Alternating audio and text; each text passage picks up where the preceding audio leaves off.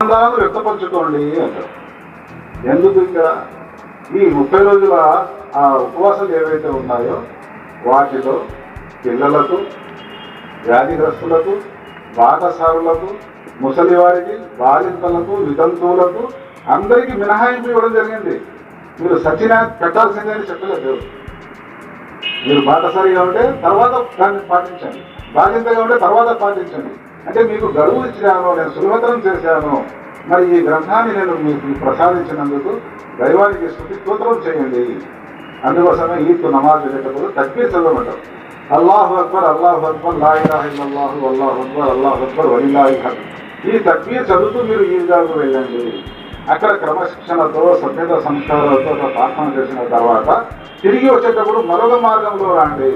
వచ్చేటప్పుడు తక్బీర్ చదవండి. అల్లాహు అక్బర్, అల్లాహు అక్బర్, లా ఇలాహ ఇల్లల్లాహు, అల్లాహు అక్బర్, అల్లాహు అక్బర్, వలిల్లాహిల్ హమ్ద్. ఈ విధంగా దేవుని యొక్క స్తోత్రం తెలియజేస్తూ ఈద్ నమాజ్కు ముందు మీరు చిత్రాదానం చేయండి. ఈద్ నమాజ్ చదువుకున్న తర్వాత దైవానికి స్తోత్రాలు తెలియజేసుకుంటూ తమ తల్లిదండ్రులతో, భార్యబిడ్డలతో, మిత్రులతో అందరితో ఆనందంగా గడపండి.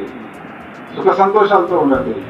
ఈ మాసము ద్వారా ఏదైతే మీరు ట్రైనింగ్ తీసుకున్నారో, శిక్షణ తీసుకున్నారో ఆ 11 మాసాల్లో కూడా సద్వినియోగం చేసుకొని ఏ విధంగా అయితే ఉపవాస కాలంలో మీరు చెడులకు దూరంగా ఉన్నారో అదే విధంగా ఈ 11 మాసాల్లో కూడా మీరు చెడులకు దూరంగా ఉండండి, ప్రజలకు ఆదర్శంగా ఉండండి అని ఆ కారుణ్య ప్రభు ఉపవాసాల యొక్క ఉద్దేశాన్ని తెలుపుతూ ఇంకా చాలా విషయాలు ఉన్నాయి. సోదర మహర్షి గారు అన్ని విషయాలు ఒకే సందర్భంలో చెప్పడానికి అవకాశం లేదు కాబట్టి ఏవైతే విషయాలు చెప్పామో, విన్నామో అర్థం చేసుకుని ఆచరించే ప్రకృతి కలగజేయాలని, తద్వారా మనందరికీ హేపర్లలో మోక్షం కలగజేయాలని ఆ కారుణ్య ప్రభు అయిన దైవము మన పాపాలను క్షమించి, కరుణించి, మనకు సన్మార్గం సూచించి మనకందరికీ ఆరోగ్యాలు ప్రసాదించాలని, మన వ్యాపారాల్లో, పంట పొలాలలో, మన గృహాలలో శుభాలను, శాంతిని ప్రసాదించాలని, అందరికీ సన్మార్గం మీద నచ్చిన సౌభాగ్యం కలగజేయాలని, తద్వారా మనందరికీ పొందగల మోక్షం ప్రయాణించాలని వేడుకుంటున్నాను. అస్సలాము అలైకుం వరహమతుల్లాహి. అంటే ధర్మాన్ని స్థాపించండి. భూమి మీద ఏదైతే ధర్మాన్ని స్థాపిస్తారో అందులో భాగమే ఇది కూడా జకాత్. పేదవారి ఆర్థిక హక్కుది మీరు కనుక ఒకవేళ కొల్లగొట్టి రేపు మీరు పరలోకంలో దీనివల్ల నష్టపోతారు, మీరు దీనివల్ల నరకానికి పోతారు అంటుంది ఖురాన్. చూడండి, పేదవారి హక్కుల్ని కూడా కాపాడుతుంది ఇస్లాం. మరి అన్ని ధర్మాల్లో కూడా ఉంది దానం చేయడం, కానీ దానం చేయడంలో నిదానం చేయడం వల్ల ప్రమాదం ఉంటుంది. అందుకని రంజాన్ మాసంలో మీరు ఎంత త్వరగా ఉంది. చిత్ర అంటే మనం ఏదైతే ఉపవాసాలు ఉంటున్నామో మనకు తెలిసి తెలియకుండా ఏదైతే పాపాలు జరిగిపోతున్నాయో దానికి పరిహారం అది చిత్ర అనేది. అందువల్ల ఎవరైతే పేదవాళ్ళు ఉన్నారో వారికి ముందుగా ఇచ్చేయండి, మీతో పాటు వాళ్ళు పండుగ కూడా చేసుకునేదానికి అవకాశం ఉంటుంది అంటుంది ఇస్లాం. ఒకవేళ కడుపులో ఉన్నారు, పాప పుట్టలేదు, ఒకవేళ పండుగకు ముందు రోజు కడుపులో నుండి వచ్చేసింది భూమి మీదకు, ఆ పాప పేరుతో కూడా ఇచ్చేయాలి మీరు. ఇది చెప్తుంది ఇస్లాం. మహాప్రభు సల్లల్లాహు అలైహి వసల్లం వారు ఇవన్నీ కూడా ఈ రంజాన్ మాసంలో ఆచరించి చేసి చూపారు సహాబాలకు. మరి ఆ విషయాన్ని ఈరోజు ఇక్కడ ప్రబోధించడం జరుగుతుంది, ఆచరించమంటుంది. ఇస్లాం కేవలం చెప్పడం కాదు, చేసి చూపిస్తుంది. ఉమర్ ఖలీఫా గారు ఒకసారి, ఉమర్ ఫారూక్ రజియల్లాహు తఆలా అన్హు గారి కాలంలో ఆయన ఎలాంటి బాధలు పడ్డారు అంటే ఒకసారి జీవిత చరిత్రను కనుక అధ్యయనం చేస్తే తెలుస్తుంది.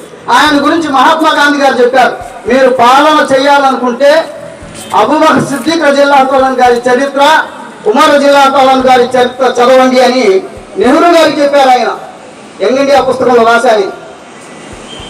అంటే ఎంత సామాజిక బాధ్యతతో మెలిగారో చూడండి. ఒకసారి ఆయన ఒక పరిపాలనా కాలంలో ఆయన కొడుకు, సొంత కొడుకు ఒక గుర్రాన్ని అమ్ముతున్నాడు. గుర్రాన్ని ఆయన ఖజానా, ఆయన పరిపాలన ఇదంతా ఆయనది అనుకోండి, ఇదంతా పచ్చిక వెళ్ళన్నీ కూడా. ఆ గుర్రం అమ్మేటప్పుడు ఆయన చూశారు, ఇది ఎవరిది గుర్రం అని అడిగినప్పుడు ఇది నాదే, ఎక్కడి నుండి తెచ్చారు? తెచ్చి కొన్నాను. ఇది ఎక్కడ మేసింది? మన పొలంలోనే, మన పచ్చికలోనే. అయితే ఒక పని చేయాలా, మన యొక్క పాలనలో ఇక్కడ మేసింది కదా, మన ప్రభుత్వ కారాగారం కదా అంతా మేసింది. అందుకని నీకు ఎంత ఆదాయం వస్తే ఆదాయాన్ని మాకు ఇచ్చేయాలా, ఎందుకంటే అది గవర్నమెంట్ సొత్తు, గవర్నమెంట్ జమ చేయాలా. నువ్వు కొన్న డబ్బు నువ్వు తీసుకున్నా. ఈరోజు మనం చూస్తున్నాం పరిపాలన విషయంలో ఎక్కడ ఆ యొక్క పోలిక ఎక్కడైనా ఉందే అంటే కనబడదు మనకు. అలాంటి పోలికలు మళ్ళీ రావాలి, అలాంటి పాలన మళ్ళా రావాలి. అప్పుడే దేశంలో సుభిక్షంగా శాంతి అనేది వస్తుంది.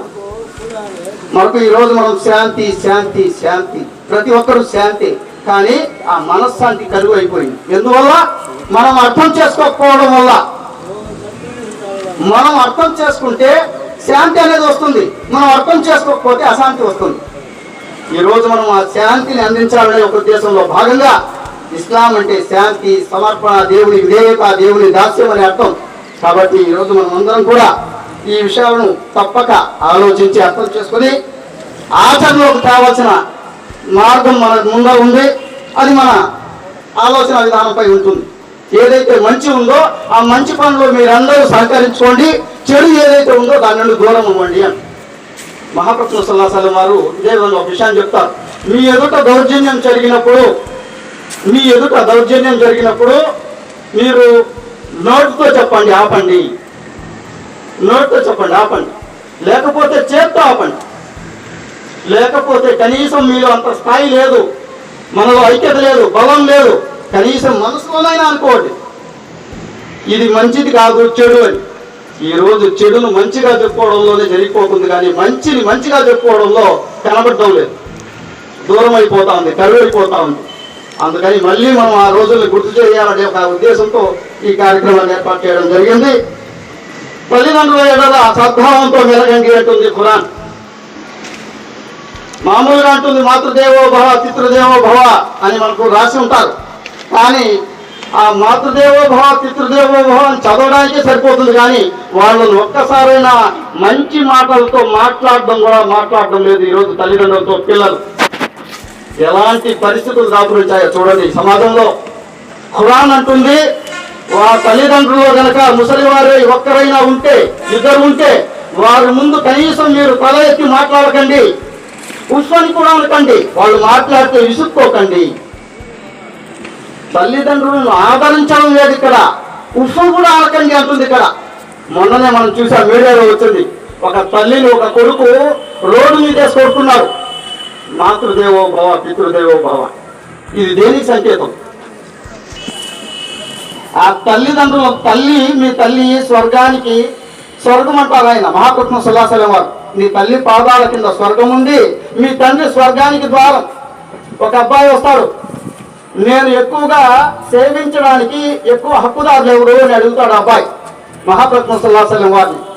అప్పుడు మహాకృష్ణ సుల్లాసలం వారు ఏమంటారంటే మీ తల్లి గారు. మళ్ళీ అడుగుతాడు అబ్బాయి ఎవరు ఎక్కువ హక్కుదారులు అని, మళ్ళీ అదే మాట చెప్తారు నీ తల్లి గారు అని. అదే మళ్ళీ అడుగుతారు. బైబిల్లో ఉన్నట్టే ఖురాన్లో కూడా ఉంది. భయభక్తులు కలిగిన వాడు తెలుగు మూలము.